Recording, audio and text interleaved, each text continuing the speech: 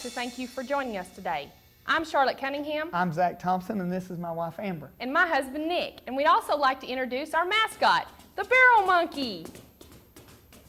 We'd like to thank Lisa McCool of Diamond W Arena for letting us shoot all of our shows here at this beautiful facility in Alvarado, Texas. And now, since you know all the crew, let's get ready to make that winning run.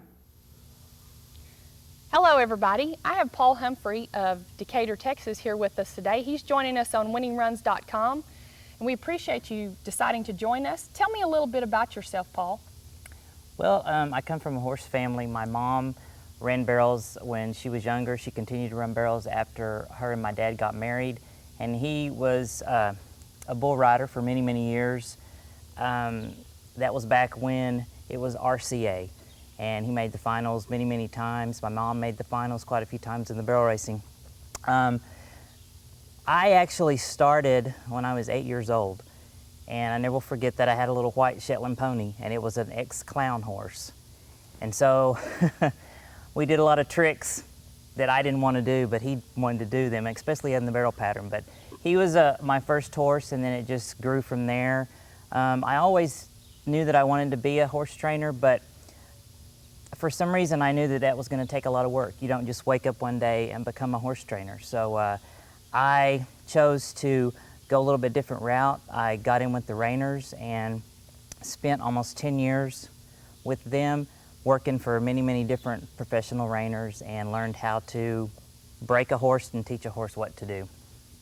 And I also noticed something, you're a very accomplished rider here in the U.S., but you also went overseas to Italy and did a lot of riding over there, and also became you were one of the only American people to win as much as you have. Tell me why you decided to go to Italy, and tell me about the differences they have. I know our viewers or our subscribers would really want to know, because that is something that not very many people get a chance to do. Right, that was a very good experience for me. Actually, it started from the reining. Actually, Americans started going over to Italy, the reining trainers, the cutting trainers, and the pleasure trainers. That's how it all began. And I was working for a reiner at the time, and he had a customer that had a customer in Italy that wanted to start the barrel racing. And they had been running barrels over there for a while, but never done like a futurity or just on a very small scale. So they had decided to have their first futurity. So his deal was he wanted to buy a stud horse. He wouldn't buy anything but a stud. And all we had was the cow-bred horses. And so he said, I want you to pick out one, start it on the pattern, and bring it over and run it in this futurity.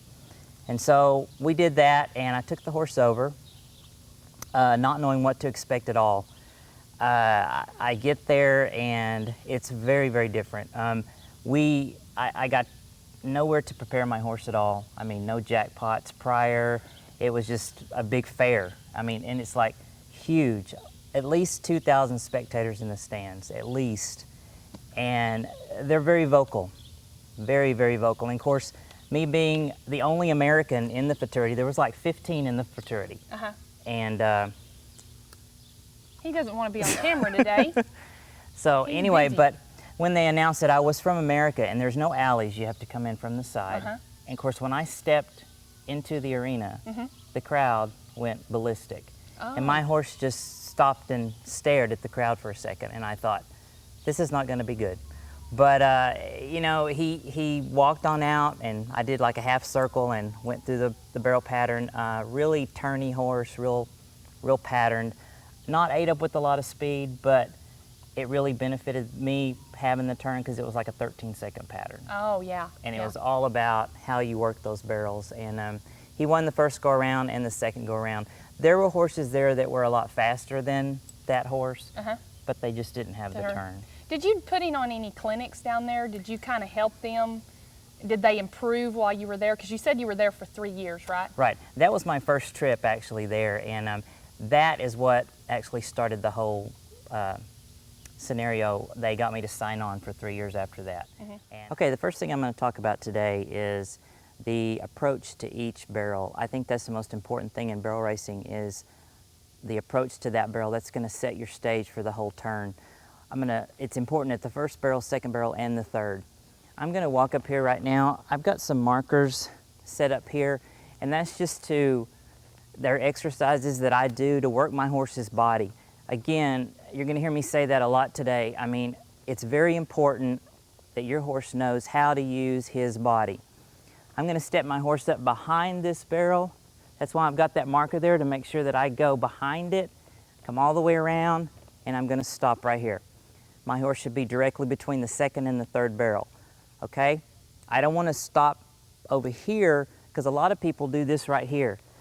They're going to come around the first barrel, and they're going to get right here, and they're going to go to the second. Okay, what's going to happen? I'm way over here. I've got to move my horse way over before I get to that second barrel.